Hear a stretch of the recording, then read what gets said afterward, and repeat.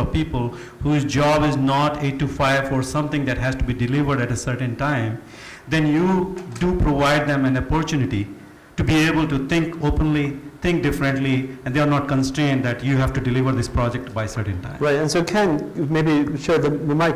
Is it a similar thing as you imagine what's going to happen at Dover? So I know that in an unusual way, it's very unusual, I think, for the Innovation Center to report directly to the CEO, and that's something that you've set up at Dover. But you don't have people there yet.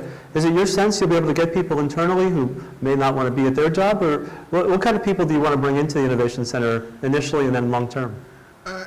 I think it's, so I'm going to answer your other question first and then leap into that What's one. the problem with innovators? They can't follow the program. I'm going to answer the question I wish you had asked. And then, Let me start. So let's start again. So Ken, what question do you wish I had asked you? Very good, Merrick. Thank you. So I think innovation centers in our world is different than an R&D center, and I'll tell you why. Because the R&D centers tend to work mostly on continuous improvement type projects, which tend to be much more. A lot of people are probably familiar with the whole 3 horizons kind of concept, right? The Horizon 1 type efforts that are out there. So for those of you who don't know, Horizon 1 usually means like we'll see results in 1 year. Horizon 2 would be like I'll see results in 2 years. Horizon 3-5 is where we see results in 3 to 5 years. As far as I can tell, the only purpose of Horizon 3 to 5 is that you wish you had something that was doing Horizon 3 to 5, because no one actually ever does that. That's exactly right. That's exactly right. And the R&D centers stay very, very focused on that Horizon 1 first year continuous improvement type exercise. And it's really understandable why they do that, I think, because they focus primarily on things that have predictable outcomes. Because their bonuses and their paychecks and things are based on continuing that. God bless them, we want them to do that. But our purpose in setting up an innovation center here in Atlanta is more to look at things that are not being looked at from a continuous improvement paradigm. And to be able to start talking about and thinking about what do we need to do in years 2 through 5 to move the market significantly for the future. And how do we do that? So I would say I think that's a great thing. And if you don't mind, I'm going to skip Rachel, because what you're doing is a little bit different, and I'll get back to you in a second. But if you could pass the mic to Phil, you already have a mic. Somehow you're mic'd. So what Ken just brought up is really interesting. So one of the things that happens in most divisions is people have KPIs. They have key performance indicators. They have goals. They have projects that they're tied to. When you come into an innovation center, it's much harder to see what your KPIs are, what your goals are. How do you guys deal with that? Do you have goals and those kinds of limitations or intentionality KPIs? You keep staring at me. I'll keep talking. You should answer. No, that's a great question. We are embedded within our company. We're not an outpost onto our own. So we do have KPIs that we want to meet. But ours is a little different in that our whole model is trying to solve a problem. So before it goes into something, we want to know what that problem is that our customers and their customers really have. We want to get to the really of But if I heard you right, that question of what problem they have doesn't start externally. It starts you internally decide you're going to go find out what problem they have. Is that right? We have a couple of different groups within First Data, and we'll work with all 3. And we may have something called, we want to try to solve a problem for retail. And that could be through our universal commerce platform. And what we'll do is we'll meet with all the different groups, and we'll try to find a problem that needs to be solved. And it's not really for a problem for our direct customers, because they have to solve their problems for their customers. And what's interesting is, one of the first things that I learned here when I came to First Data was small businesses, they're just trying to run their business. They're trying to make their doohickeys and their gadgets and their wikis and widgets, and they're trying to sell them. And so they'll come to First Data and they'll say, we don't have time to figure out how to innovate payments or commerce. Can you help us with that? Can you figure that out? And so we'll take that out and we'll figure out what their customers really want. And before you really know what they want, that's when you can start finding those solutions. So our KPI is, can you provide a solution that we didn't think of to make a better product? And how often do you adjust those? Do you adjust those yearly? All the time. All the time, yeah. So Rachel, I think what happens at Techstars, if I understand Techstars, is a little bit different, but it's also a corporate sale. So when Cox comes in as a corporate client and customer for Techstars, it enables Cox to do something innovative, but in connection with startups. Do I have that right? And I want to get back to everybody else and see if they're involved with startups. Would you mind saying a little bit about that, how that works? Yeah, so we have a lot of corporate partners across the network. Cox is, of course, the one here for Techstars Atlanta. We do a lot of different versions of this. So we have consortium programs, so the Techstars Mobility in Detroit that focuses on, automotive mobility products. We have Techstars IoT in New York that has a consortium of backers, including SAP as well. And then we have the one-off. So we have Techstars Healthcare that's held solely with Cedars-Sinai out in LA. And then we have, of course, Techstars Atlanta. And what Cox has done here was really take a survey of the landscape here for the entrepreneurial ecosystem in Atlanta. And they saw that we were really missing a global accelerator presence. And what That's Cox because they didn't did- notice Flashpoint. It's just an oversight on their part. This is true. We also have the global network is about 10,000 people strong right now, so it's pretty awesome to connect entrepreneurs all over the world with resources that they might need. But Cox really did this survey and partnered with Techstars out of pure altruism. They really wanted to support the network. And of course, they do take an equity stake in our companies. That's the part that the pure altruism doesn't really comport with, but nice try. This is true. This is true. But it's pure altruism in the sense that there's like 1 in 1,000 chance of the startups ever being invaluable, so it's altruism in that sense too. Yeah, the altruism part was really to bring the Atlanta network and put it on the map in terms of being equivalent to the Austins and the Bostons of the U.S. in terms of startup ecosystems. And then, yes, they do take the equity portion as well when we do decide to invest in the 10 companies each year that come through our program. Great, thank you for that. So for those of you who don't know, one of the things that's happening with innovation centers is, first of all, they tend to cluster with each other. So I don't think it's an accident that the innovation centers we're talking about here are near and around Georgia Tech, around the Tech Square area. But they also tend to cluster around where there's things that look like innovation happening, in particular startups. And so in some ways, Techstars is at one end of the spectrum, which is a way for someone like a Cox to be able to connect innovation, or your mobility center or the Barclay Center, to connect to an innovation process or system by having startups show up. And part of what happens, I believe, with innovation centers is they cluster to be around other innovation centers. Now, one of the things that people from the outside innovation centers often think is that the innovation centers are also about recruiting talent.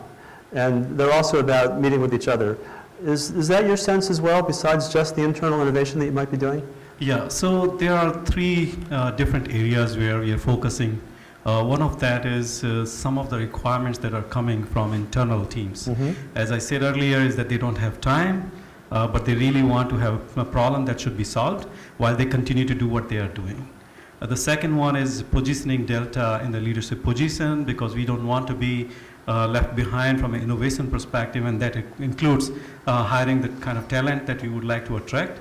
And so being close to Georgia Tech or other colleges, and the center is right here, it gives them an opportunity just to check it out what Delta is about. So it is not just a purely airline, because the moment you say Delta, it is all about airline, but what goes behind the airline, and a chance for someone to come over and experience it and maybe do a short internship with us. And then the third one is within the company, which is where we are going to, is kind of democratize the innovation too. Which means, like, how do we create a platform so that everybody in the company who has a little bit of interest to give an idea or work towards a specific goal be able to participate? So either Well, say more about that. I like this phrase, democratize innovation. It kind of rolls off the tongue. It sounds right. And I'm just imagining you have, how many thousands of employees worldwide? 80,000. You have 80,000. That's, do they all vote at once? I'm just kidding. So who do they vote for? So, but how do you democratize it? Do you actually have some kind of open innovation system where they can send in suggestions, or do you, do you have a very full inbox? What's that look like? So we are creating a platform, again, and the platform probably in the beginning, how much I can say about it is we are going to open some sort of challenges.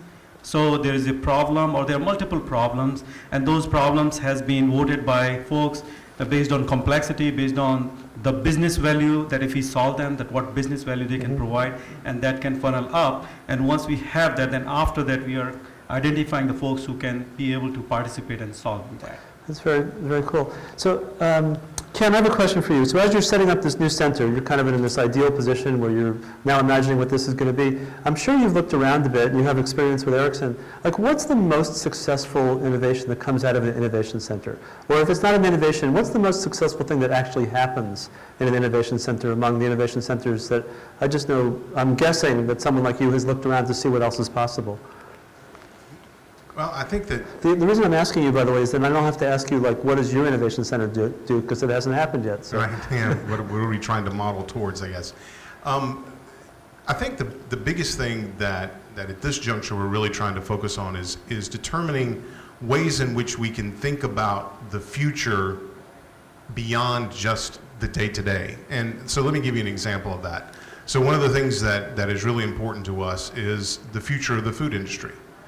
We have very large numbers of businesses that work all throughout the restaurant industry and food delivery and things of that nature. Well, so there's lots of things going on and lots of trends happening, whether it's the fresh prepared food or all the different things that are going on in that space, or maybe it's the restaurant industry in the sense that, you know, 2015 was the first year that more food was purchased out than was purchased in grocery stores nationwide.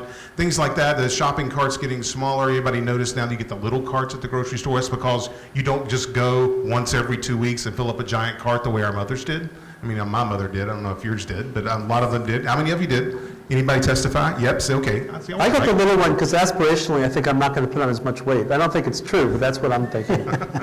Well, what happens in my family is my wife and I go to the store together and we both get a little cart Okay. and fill them up simultaneously. Not the same one, you don't push and pull. Yeah, and exactly. And then I make her pay for my groceries. So there's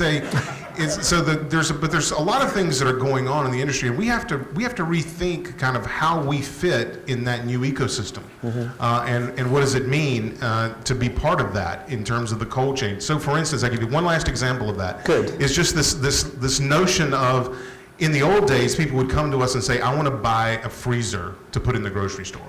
And in that freezer, it needs to say it's 0 degrees and it needs to keep things cold, blah, blah, blah, blah, and maintenance and all the different things that go into it. Now people will come to us and say, I want to buy the right to keep something cold. I don't care what you put in here. I don't want to touch it. I don't want to maintain it. I don't want to care about it. You service it. You maintenance it. You keep up with it. You connect it. Yeah, these are millennials that are trying to buy from you. Is that it? It's like, Yeah, something like that. nothing personal if you're a millennial. So, Phil, I have a question for you. You've got the most, it sounds like you've got the innovation center that's furthest along. Maybe you have the most Post-it notes. That's what it sounds like to me. So are there some examples you can give, or at least one example of something that came out of the Innovation Center that actually made its way into product? And let me explain to you why I'm asking. One of the things that we've noticed in the work that we're doing is that people and organizations have an immunity to change. So even when an innovation center can see something that would be a really great innovation, that doesn't necessarily have anything to do with whether or not it's going to actually make it into the market. One of the things, so we worked with, for example, a team from Coke. We worked with teams from TSYS and from CAE and others, and they have found things, but nothing happened as a result of it, mostly because they got killed by internal issues. So one of the things we've learned is it's really valuable to map the internal immunities to change when you're doing innovation. That enabled Coke to put a product that was developed at our place out into the market that represented like 25% of, or some large amount of sales of Coke in Japan for a while. But the hardest part wasn't necessarily figuring out the market issue. The hardest part was actually figuring out how do you get it through the internal innovation, internal steps like distribution and funding and getting on the trucks. Do you find that at first data? Do you find this more than just like what's the problem, but how do you actually get it out into the company? We do, and we find out if people will actually use it once you get it out. Some of the successes that we've had, I don't know if you've ever anybody used the Chick-fil-A mobile app? What are their, we help with that. If you've gone to the ExxonMobil Speed Pass, where you can actually... Wait, so you want to tell us what happened with Chick-fil-A mobile app? So I know a little bit about this. So it's a mobile app that you can actually go in and it'll find your store. You can purchase your food and actually set it up to be carry out or pick up if they have the pickup available. Right. And you can go in and they'll have your food ready and you can just Right, purchase your food. and, so all that's true, and are people using it? Absolutely. Absolutely. That's the kind of scale that people are hoping? Yeah, absolutely. Really? And they're growing. Chick-fil-A has let us know that it's growing every month, and more users are using it. And they have their own innovation lab, so we work with them closely. Cool. One of the more touching successes that I've seen at the lab was somebody came to us and said, hey, we want a mobile app. And we said, well, okay.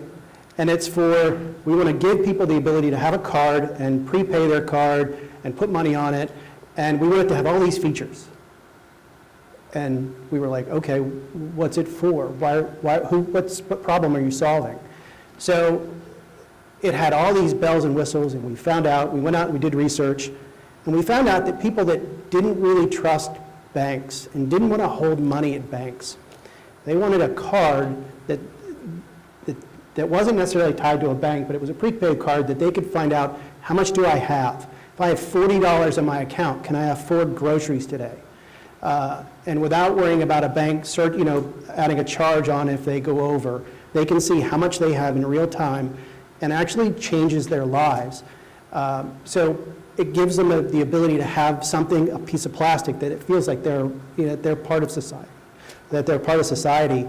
and that they're part of the community. So they can actually add money to it. I think that's a very telling thing. So that's the kind of thing that innovators say, is like the meaning has to do with like you're part of community, or you have Right. a sense. That's different than saying I can spend money or I can save money. That's, I think, a key insight. So It thanks makes for them sharing feel like that. they're an adult, they've entered. Yeah, well, that don't go world. so far, or feel like an adult might be the important That's part right. of that sentence. That's right. And So- we found that actually was a great app. We kept it really simple. And our engineering team actually came to us and said, is this it? Is there anything else you want us to add? Nope, just this. Now I'm going to ask one or two more questions to the panel, but I want to say the part of the evening you might have actually come for is your chance to talk. So in a couple minutes, I'm going to turn it over to you and ask if there's some people that have some questions. I was told that the people with questions always sit in the front seats, and then I realized that they seated the board member and us in the front seats, so there's no one here to ask questions. I'm not sure what to make of that. So I'm just talking now, so you can be thinking if you have some questions to ask. And the way we'll work that, I can't quite see the clock. How much time are we got? 7:30. It's 7:30. We have a little bit of time. So in about 5 or 10 minutes, I'll ask for questions. Then if you'll just come up and whisper the questions to me. Now you can shout the questions to me, but people can't hear. I'll repeat the question and the panelists can answer, okay?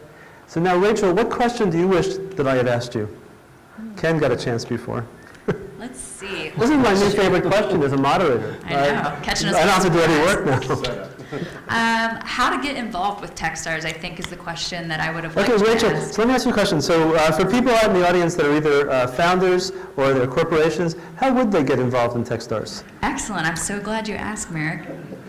So to get involved in Techstars, of course, if you know anybody starting a business, please encourage them to apply next year for our 2018 program here in Atlanta. But you guys as business leaders in these wireless technology verticals can really help out by becoming a mentor at Techstars Atlanta, specifically when we have companies that align where you might have subject matter expertise. So next year we'll be looking for mentors. If you want to get involved, just reach out to me, find me afterwards, and grab a business card. We would also invite the community, so if you don't feel like you have enough expertise to be a mentor or you don't have the time to be a mentor, definitely come out to our demo day. It's going to be on October 10th of this year down at the Tabernacle. It kicks off all of Venture Atlanta, so that's a great way to start that week off. And then For those of you who don't lastly, know about Venture Atlanta, it's a premier event in Atlanta. It's been going on for quite a few years now.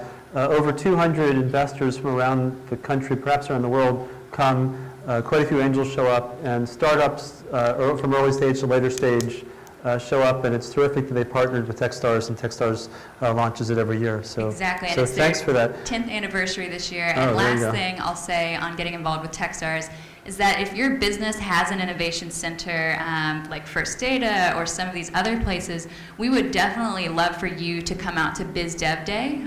We will be holding that the Friday after Venture Atlanta, so Friday the 13th, fortunately/unfortunately. I assume that she means show up with checks on Biz Dev Day. Possibly. Possibly, yeah. Okay. But showing up so that we can get our startups in front of you and other startups in Atlanta, Atlanta accelerators like The Bridge, in front of these corporations where it's really hard to navigate and find the right point of contact oftentimes to convert those large corporations into clients or pilots for these startups. So Mahesh, let me ask you a question. As you have been running the center and you see these opportunities and Delta is like this huge thing, how do you filter the ideas? How do you imagine that? Because it's everything from financing issues to wayfinding in airports to things that have to do with the airplanes. There must be more ideas than you can possibly handle. And I know that a lot of us suffer from paradox of choice. If you generate too many ideas, you don't even know which ones to work on. Do you worry about that? How do you figure out what to spend time on? So even that was our first problem to solve. So part of the Innovation Center, there were a bunch of ideas that were coming. And the Innovation Portal is another one that is going to solve some of those problems because that's where the democratization comes into the picture. We are also having the panel folks within the company who can participate and provide